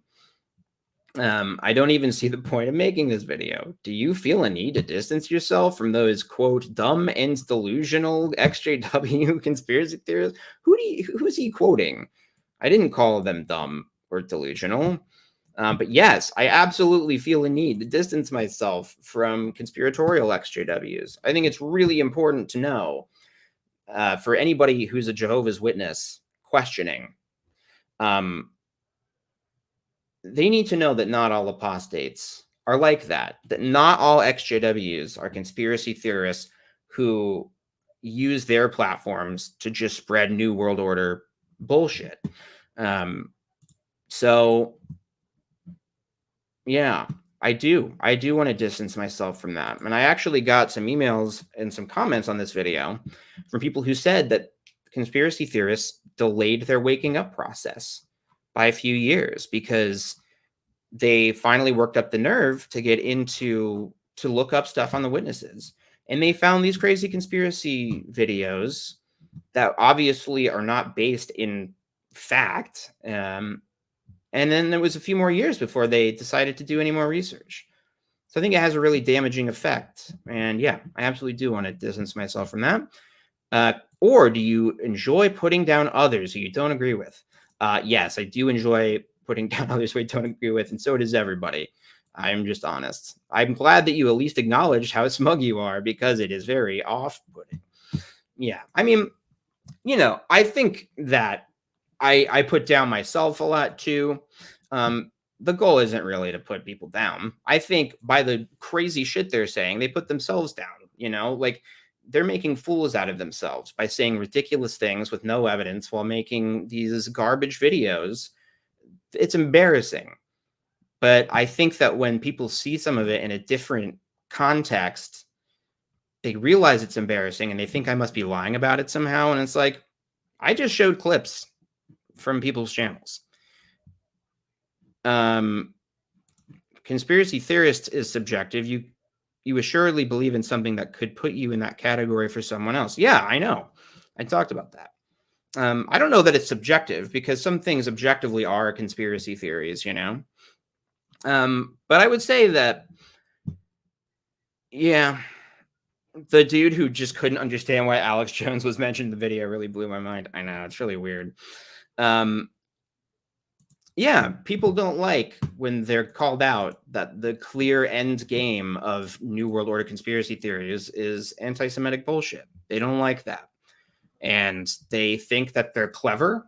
They use dog whistles to get around talking about it because they don't view themselves as anti-Semitic. They have some crazy calculus in their head. It's like, no, reptilians aren't real Jewish people. It's absolutely crazy. So anyway, thank you for hearing me out. I had to rant about that a little bit. It is discouraging. I wish that the video got more views. But I have been very heartened by the positive comments. And I also do know that it came across as more smug than I wanted it to, but I don't know. I think that might just be me. I think that might just be my face and how I sound, and I try and mitigate it to the best I can, but I can only do so much. All right, so thank you everyone for watching. Please like and subscribe, and we've done this for 2 hours. I think that's quite enough. Thank you for everybody who dropped a like or a super chat or anything. Tell your friends about the channel, about the mean guy who talks about Watchtower conspiracy theories.